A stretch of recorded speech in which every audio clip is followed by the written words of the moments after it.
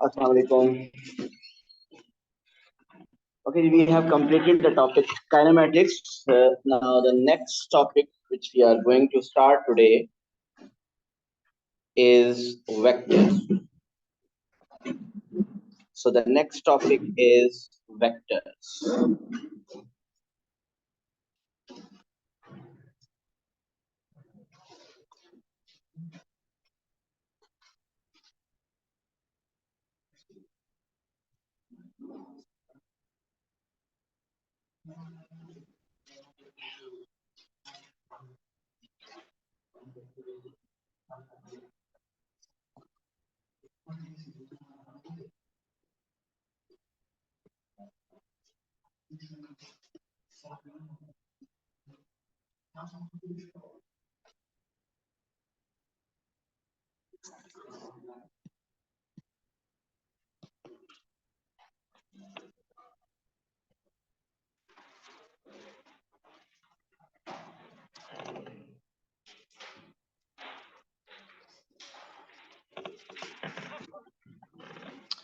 Okay ji, vectors topic generally हमें vectors के बारे में जिन लोगों ने फिजिक्स करा लेते हैं उनको आइडिया है कि what is a vector quantity. Those quantities which have direction, basically they are called vector quantities. Otherwise अगर सिर्फ किसी क्वांटिटी का मैग्नीट्यूड हो, न्यूमेरिकल वैल्यू हो, so that is a scalar quantity. लेकिन उस न्यूमेरिकल वैल्यू के साथ, मैग्नीट्यूड के साथ अगर उसकी डायरेक्शन भी ऐड हो जाए तो that quantity becomes a vector quantity. So vectors आप लोगों ने, जिन लोगों ने फिजिक्स में किया है, यहाँ पे अगर आप देखेंगे तो यहाँ पे वेक्टर टॉपिक थोड़ा सा डिफरेंट है. और पेपर में जो इसके क्वेश्चंस आते हैं ऑन एवरेज अगर देखा जाए, अगर ये 7-8 मार्क्स का क्वेश्चन हो तो 4-5 मार्क्स 6 मार्क्स इजी होते हैं.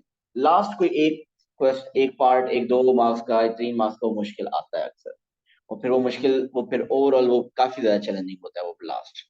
लेकिन जनरली हम इसको जरा पहले टॉपिक को देखते हैं कि इसमें हम क्या करने लगे. सो वेक्टर्स में सबसे पहले हमने देखना है कि वेक्टर को हम रिप्रेजेंट कैसे करेंगे. और उसके लिए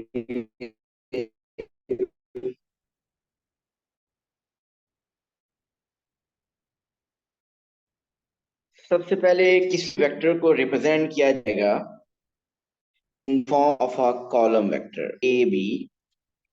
मीन एक ये वेक्टर है A point and this is the B point, और इसके साथ डायरेक्शन ऐड हो गया. So it mean this is the vector A B. So A B के ऊपर ये जो एरो का सिंबल है, this basically this shows the vector AB. It is starting from A and moving towards B. A is the tail of this vector and B we can say is the head of this vector.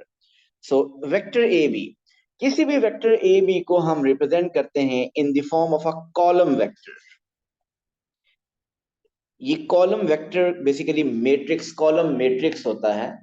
Column जिसका, जिन लोगों ने matrices, क्योंकि O level में है, IGCSE में तो नहीं है, लेकिन इसको एक, जिसकी एक कॉलम होता है उसको हम कॉलम मैट्रिक्स कहते हैं. और कॉलम क्या होता है, इस तरह की वर्टिकल लाइन को कॉलम कहते हैं, और इसका एक ही कॉलम होता है, इसको कॉलम मैट्रिक्स कहते हैं. बहरहाल कॉलम वेक्टर नाम नाम पता होना कोई मसला नहीं. अब ये column vector A B is equal to X Y, ये क्या रिप्रेजेंट करता है? ये एक्स रिप्रेजेंट करता है कि आपका जो वेक्टर है कितने यूनिट हॉरिजॉन्टली मूव कर रहा है, एंड वाई इज शोइंग के number of units it is moving vertically. For example, अगर आपके पास एक ग्रिड बना हो, यहां पे मैं ग्रिड एक ड्रॉ करता हूं. Grid mean X axis, Y axis. यहाँ पे अगर हमारे पास हो, this is say X axis, this is Y axis. One, कुछ लेबलिंग कर लेते हैं इसमें और फिर इस टॉपिक को यहां से समझते हैं.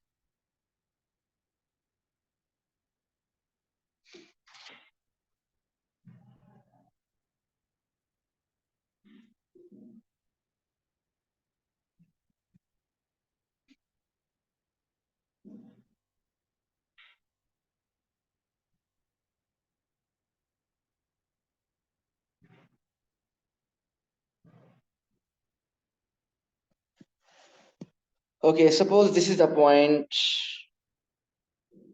A. What are the coordinates of A? 2, 1. X coordinate is 2 and Y coordinate is 1. And there is a point B with the coordinates 5, 3. So B के coordinates क्या हैं? X coordinate is 5 and Y coordinate is 3. अगर मैं A और B को join करूं और यहाँ पे एक ये एरो मार्क कर दूं, ये एरो क्या शो कर रहा है? This is a vector A B. और अगर मैं एरो की डायरेक्शन ऐसे कर दूं तो अब ये वेक्टर क्या होगा? This is vector B A starting from B and ending at A. सो अभी मैं वापस चलता हूं the vector A B. So this is the vector A B. So हमने जो बात पहले यहाँ पे लिखी है कि किसी भी वेक्टर को हम रिप्रेजेंट कर सकते हैं in the form of its column vector X Y. So ये बेसिकली एक्स वाई क्या है कि आपने देखना है कि वो वेक्टर जहां से स्टार्ट हो रहा है from here. So if you want to start from its tail and move towards head, तो आपको A से B जाने के लिए राइट मूव करना होगा या लेफ्ट मूव करना है? राइट या लेफ्ट? राइट। सो आप काउंट कीजिए कि कितने यूनिट राइट मूव करना होगा। So start from A and we want to move towards B. So 1 unit right, then 2 unit right and 3 unit right. So A से B तक पहुंचने के लिए हमें 3 यूनिट राइट मूव करना है। सो इसका मतलब मैं वेक्टर ए बी को कॉलम वेक्टर की फॉर्म में लिखने लगा हूं। सो हॉरिजॉन्टली कितना मूव कर रहे हैं हम? 3 यूनिट। अगर तो ये 3 यूनिट राइट मूव कर रहे हैं तो आप लिखेंगे +3। But if you are moving 3 unit left तो यू विल राइट -3। सो हम देखें ए से बी मूव करने के लिए हम 3 यूनिट हमने राइट मूव किया है। So we will write X is +3। अब यहीं से आगे, यहां से ये आगे अब आप देखिए वर्टिकली मूव करना है। So vertically do we have to move upward और डाउनवर्ड? अपवर्ड। अपवर्ड कितने unit? 1 unit and 2 unit. So upward we have to move 2 units, so it will upward mean it will be +2। अगर हमें downward move करना होता तो हम इसको लिखते हैं -2। So the vector AB 3 2 represents के 3 unit right and 2 unit up. So generally अगर बात करें vector AB can be represented in the form of a column vector XY। ये X शो करता है movement along horizontal axis, right और left. अगर ये राइट मूव करे तो this will be positive, X will be positive. अगर आप लेफ्ट मूव करें तो X will be negative. So Y shows vertical movement. So vertically अगर वो अपवर्ड मूव करें तो इट इज पॉजिटिव और अगर डाउनवर्ड मूव करें तो इट विल बी नेगेटिव। कुछ और एग्जांपल देखते हैं। Suppose there is another point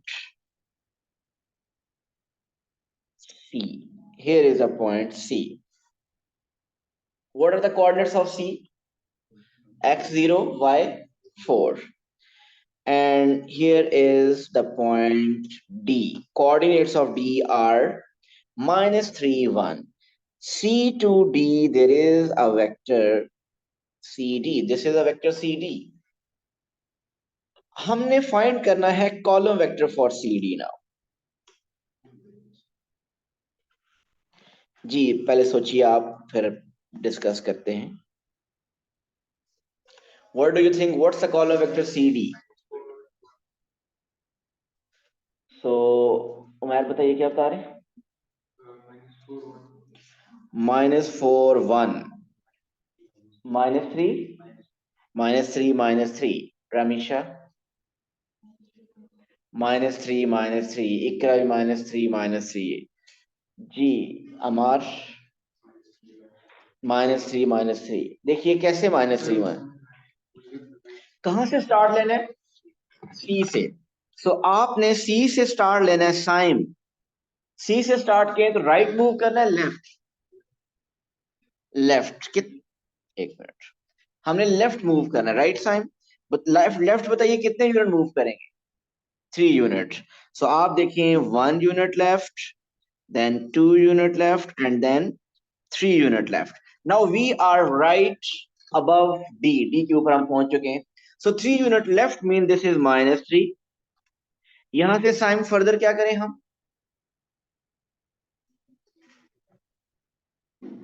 up move करें या डाउन? डाउन, क्योंकि डी डाउनवर्ड है।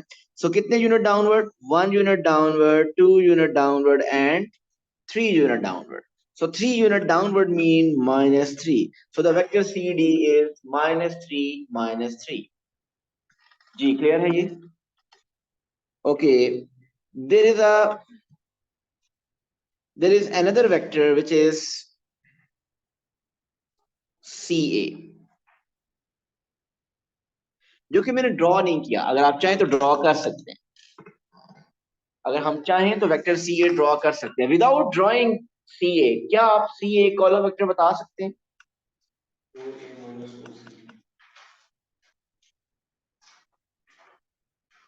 Column vector CA। जी राकिन। 2 एंड -3। जी बिल्कुल। सी से ए अगर मैंने ड्रॉ करूं तो सी ए वेक्टर ऐसा होगा कुछ। सो सी से स्टार्ट लेना है, ए तक आना है। सो सी से स्टार्ट लें तो आपको राइट साइड पे मूव करना पड़ेगा। कितना राइट साइड पे? 2 यूनिट राइट साइड। और फिर आपको 2 unit right mean it's +2। then you need to move downward 1 2 3, so 3 unit downward, so it is -3. So 2 unit right and 3 unit down, so 2 -3। Ji clear है ये? Okay. एक vector है,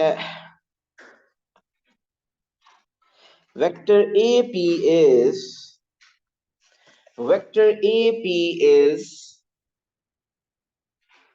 3 -2। Vector AP is 3 -2। Label the point P on the grid। Vector AP is given 3 -2, label the point P on the grid। हम आज label कर सकते हैं P, और कैसे लेबल करेंगे बताएंगे?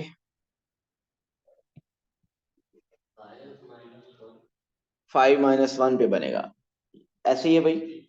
जी देख लेते हैं। AP 3 -2 का मीनिंग है कि A से स्टार्ट लेना है। 3 unit right, so 3 unit right mean 1 unit right, 2 unit right, 3 unit right, and then 2 unit down mean 1 unit down and 2 unit down। so यहाँ पे क्या बनेगा? P। so इसका मतलब P ये है पॉइंट P। so अगर ये पॉइंट P है तो P के कोऑर्डिनेट्स क्या हैं? 5 -1। तो मैंने सिर्फ कहा था P को लेबल कर दे, वो P लेबल कर दिया। अगर वो कहता है P के कोऑर्डिनेट्स फाइंड करें तो वो भी आप फाइंड कर सकते हैं, वो कोई इश्यू नहीं होगा। Okay, there is a point O। Where is a point O? O origin होता है ना, O is origin. Okay, what's a column vector OD? What's a column vector OD? 3 O से स्टार्ट लेना है, D पे जाना है। सो 3 unit लेफ्ट and 1 unit up, so -3 1। What are the coordinates of D? -3 1, ऐसे ही है। D के कोऑर्डिनेट्स -3 1 है और OD वेक्टर भी -3 1 है, क्योंकि O से स्टार्ट हो रहा है, वो तो ओरिजिन से स्टार्ट हो रहा है। सो इस O से जब स्टार्ट हो कोई वेक्टर तो उसका वेक्टर और उस पॉइंट का जो D जहां तक मूव करे उसका कोऑर्डिनेट सेम होंगे, सिर्फ राइटिंग स्टाइल डिफरेंट होगा। एक को वेक्टर की फॉर्म में लिखा है और दूसरे को सिर्फ आपने कोऑर्डिनेट्स की फॉर्म में लिखा है। अब अगर आप बताइए what is vector OA? column vector OA is 2 unit right and 1 unit up, and what are the coordinates of A? So अगर वेक्टर ओरिजिन से स्टार्ट हो रहा हो, अगर वेक्टर ओरिजिन से स्टार्ट हो रहा हो उसका कॉलम वेक्टर और जिस पॉइंट पे एंड हो रहा है उस पॉइंट के कोऑर्डिनेट्स हमेशा सेम ही होते हैं, सिर्फ राइटिंग स्टाइल डिफरेंट होता है। हम आगे जाके पढ़ेंगे इस वेक्टर को हम पोजीशन वेक्टर कहते हैं। मीन वो वेक्टर जो ओरिजिन से स्टार्ट होता है उसको हम पोजीशन वेक्टर कहते हैं। ये हम आगे मैं इसको लिखूंगा। चलें वापस चलते हैं उस प्रीवियस पेज पे जहां हम समरी लिखा। तो first thing is A B is equal to X Y. Okay, second is आप ये बताइए, अगर किसी वेक्टर की डायरेक्शन चेंज कर दी जाए तो क्या होगा? आप मुझे अगर यहां से वेक्टर बी ए फाइंड करके बता सकते हैं क्या होगा बी ए? अगर मैं कहूँ बी ए फाइंड करें तो बी से ए आना है अब आपने। तो बी से ए जाने के लिए आपको 1 unit left, 2 unit left, 3 unit left जाना पड़ेगा and then 2 unit down. So 3 unit left and 2 unit down. So B A होगा -3, -2। आप ए बी को ऑब्जर्व करें और फिर बी ए को भी ऑब्जर्व करें, दोनों के साइन चेंज हो जाते हैं। तो अगर किसी वेक्टर की डायरेक्शन चेंज कर दें तो इसका मतलब उसका साइन चेंज हो जाता है। इसका मतलब हम कह सकते हैं कि vector A B is equal to, क्या हम कह सकते हैं vector A B is equal to B A? Yes और no? Answer is no. Vectors are not equal, direction different, तो वेक्टर कैसे इक्वल हो सकते हैं? तो आप लिखेंगे A B is equal to -B A. तो वेक्टर्स की अगर डायरेक्शन भी डिफरेंट है तो हम उन वेक्टर्स को इक्वल नहीं कह सकते। इक्वल वेक्टर्स तब होंगे जब उनकी डायरेक्शन भी सेम होगी और लेंथ भी सेम होगी। ओके, अब आगे नेक्स्ट इज लेंथ की बात ही करते हैं। Magnitude of a vector.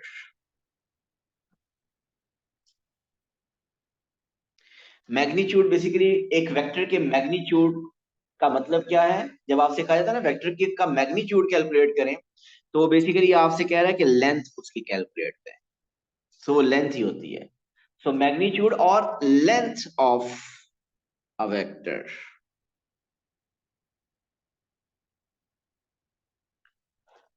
सो किसी भी वेक्टर का मैग्नीट्यूड कैसे कैलकुलेट करेंगे? देखिए, अगर एक वेक्टर हो यहाँ पे ए बी, और आपको मैं बता दूं कि ये वेक्टर ए बी है सपोज 3 4। 3 4 का मतलब 3 unit right and 4 unit up. So 3 unit right, 4। अब मुझे बताइए ए बी की लेंथ कैसे फाइंड करेंगे आप? पाइथागोरस थ्योरम से, ऐसे ही है। इसलिए पाइथागोरस थ्योरम से लेंथ फाइंड कर लेंगे। सो लेंथ को आप पाइथागोरस थ्योरम से फाइंड करेंगे, अभी लिखिएगा नहीं तो आप लिखेंगे A B square is equal to 3 square plus 4 square. So length A B आपके पास आ जाएगी √3 स्क्वायर प्लस 4 स्क्वायर। अब ये 3 और 4 क्या है? 3 बेसिकली एक्स वैल्यू है और 4 बेसिकली वाई वैल्यू। तो अगर मैं जनरल बात करूं कि आपके पास अगर ये वेक्टर ए बी है एक्स वाई, तो इसकी मैग्नीट्यूड का एक तो पहली बात सिंबल कुछ ऐसा होता है, ये बार्स, ये जो टू बार्स बने हुए इसको कहते हैं मैग्नीट्यूड ऑफ ए बी। ये मैग्नीट्यूड ऑफ ए बी है, इसको लेंथ ऑफ ए बी कहते हैं। इसका फॉर्मूला होगा √x² प्लस y²। और ये कोई नया फॉर्मूला नहीं है, ये बेसिकली पाइथागोरस थ्योरम ही है। So the length of AB या magnitude of vector AB is equal to √x² plus y²।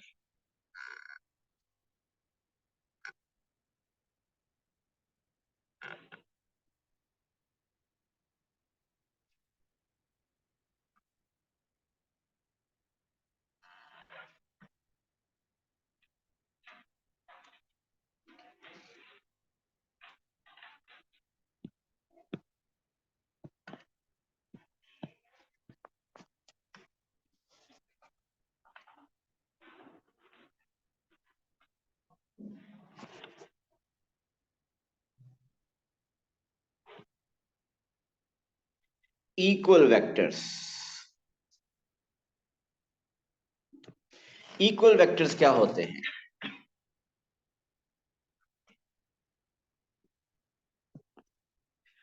अगर टू वेक्टर्स की डायरेक्शन सेम हो और उनकी लेंथ भी इक्वल हो तो हम लोग कहेंगे equal vector. If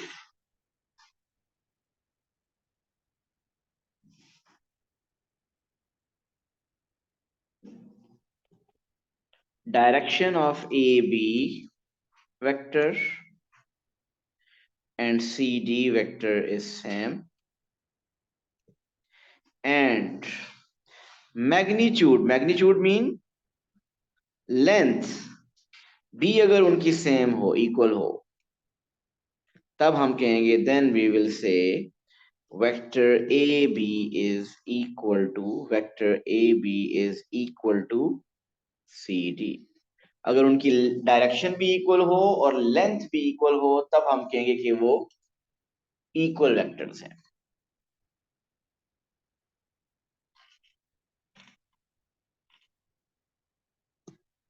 next is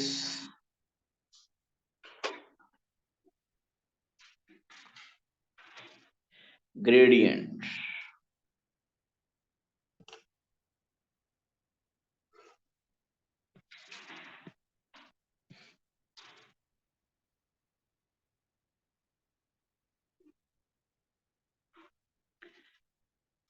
यही जो वेक्टर ए बी है इसका ग्रेडियंट क्या होगा? ग्रेडियंट क्या होगा? ये अगर अगर ए बी वेक्टर हो एक्स वाई तो बताइए उसका ग्रेडियंट क्या होगा? या चले मैं स्पेसिफिक कर देता हूं। अगर एक वेक्टर ए बी है 2 5, बताइए उसका ग्रेडियंट क्या होगा? अगर वेक्टर ए बी हो 2 5, इसका ग्रेडियंट क्या होगा?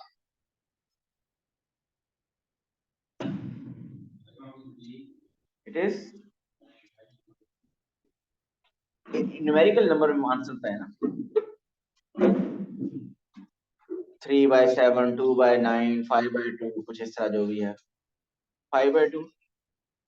उमैर कह रहे हैं ग्रेडियंट 5/2 है। कौन कौन इनको सेकंड करता है? कोई भी नहीं। आप मरियम इज सेइंग कि उमैर इज राइट। बाकी सब क्या कहते हैं? कुछ या कुछ भी नहीं कहते। अहमद, ये टू बट आपका ग्रेडियंट ए बी वेक्टर 2 5 का क्या मीनिंग है? कि ये 2 यूनिट राइट है, ऐसे ही है। और 1 2 3 4 5 यूनिट अप है, ऐसा ही है। 2 यूनिट राइट है और 5, इसका ग्रेडियंट, इसका राइज ओवर रन क्या है?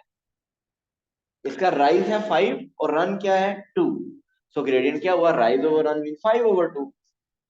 सो बेसिकली जब भी आपको कॉलम वेक्टर गिवन होगा तो उस कॉलम वेक्टर में से आप ग्रेडियंट बता सकते हैं।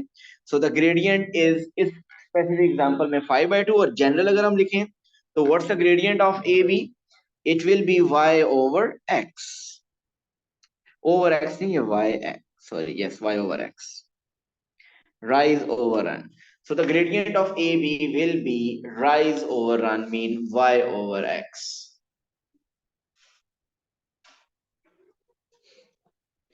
जितनी चीजें अभी की हैं हम इन्हीं से रिलेटेड कुछ क्वेश्चंस पहले कर लेते हैं, फिर आगे चलते हैं।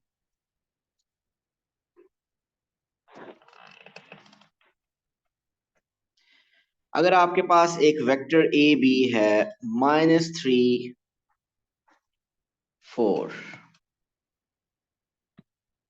ओके जी, फाइंड कीजिए number 1 vector B A.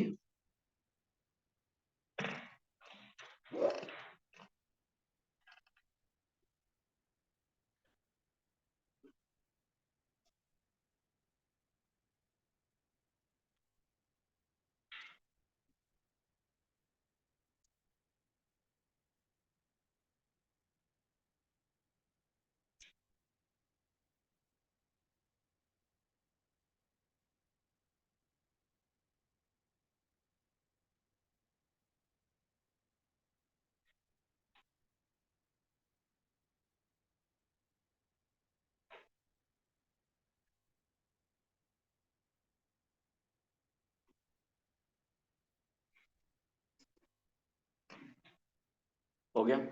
So B A तो कुछ भी मुश्किल नहीं था, बताइए।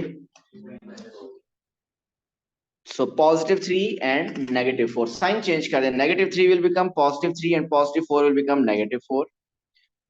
ओके जी, सेकंड पार्ट, फाइंड कीजिए magnitude of A B.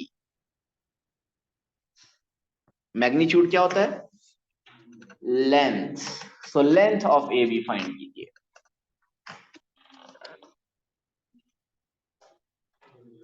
Right Iqra, it's 5।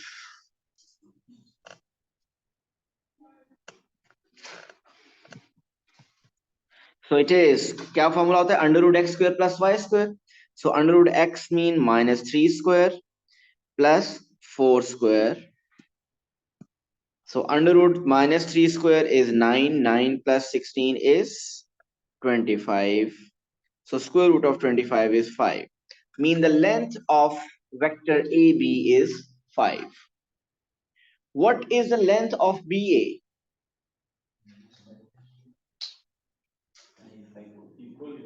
Length तो एक ही रहती है, लेंथ में डायरेक्शन तो वेक्टर में सिर्फ होती है. तो अगर आपको लेंथ ए बी की पता है 5 है, तो बी ए की लेंथ लेंथ तो 5 होगी उसमें. और डायरेक्शन की बात करेंगे तो एक डिफरेंट वेक्टर बनेगा, but length is same, that is वो भी 5 ही होगी.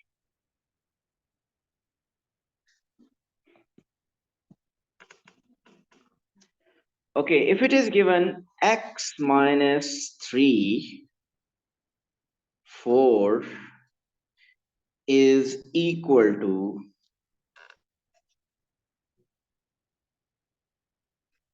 7, 5y plus 1. ये मिडिल में इक्वल क्या शो कर रहा है? मिडिल में इक्वल ये बता रहा है कि ये दोनों कॉलम वेक्टर्स क्या हैं, इक्वल हैं. अगर ये दोनों कॉलम वेक्टर्स इक्वल हैं, then find X Y. Find the value of X and Y. क्या value of X and Y find कर सकते हैं? यस, बताइए.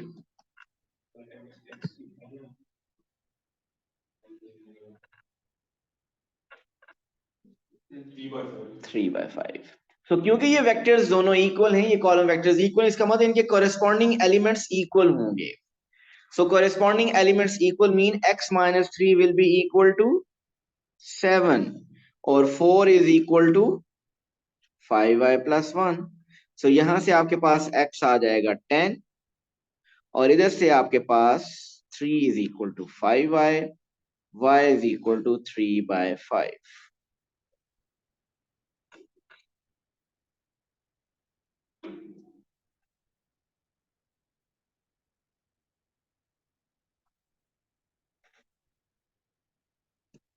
डन.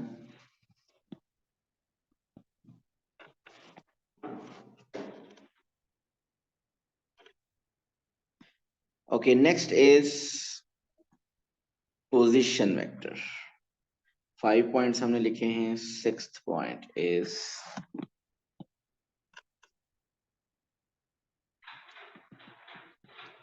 position vector. ये थोड़ी देर पहले मैंने बताया तो था, इसके बारे में कुछ बताएंगे क्या होता है पोजीशन वेक्टर? जी, रिलेटिव टू ओरिजिन जो वेक्टर होता है, a vector which start from origin simply.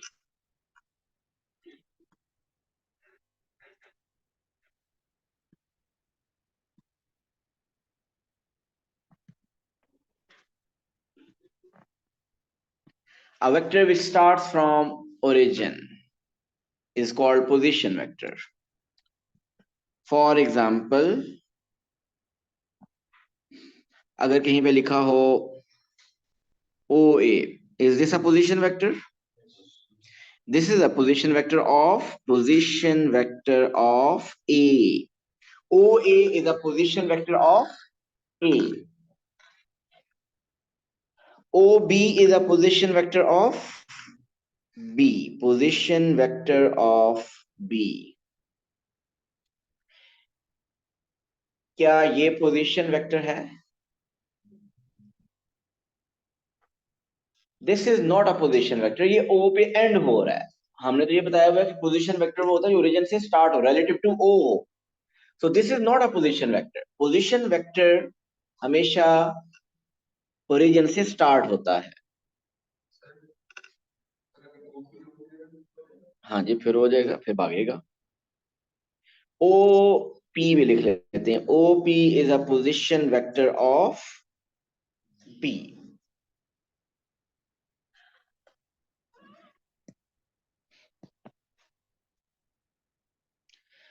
अब अगर आप एक बात, मैंने थोड़ी देर पहले भी ये बात बताई कि अगर किसी पॉइंट का पोजीशन वेक्टर, किसी का पोजीशन वेक्टर ओ डी -3 1 है, तो डी के कोऑर्डिनेट्स क्या हैं?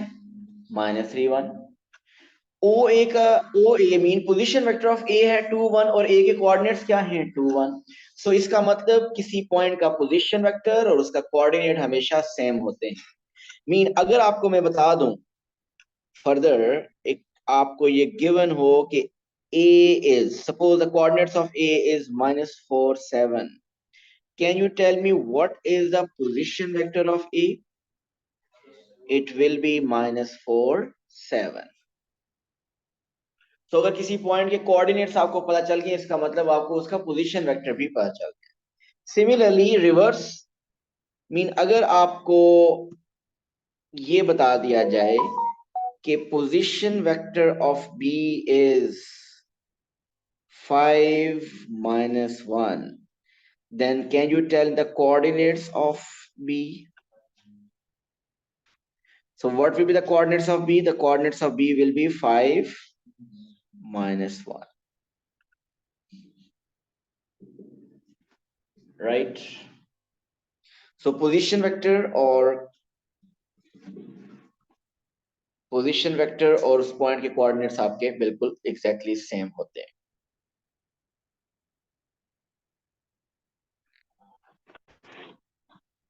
तो मेरा ख्याल है यहीं तक इसको हम आज एंड करते हैं।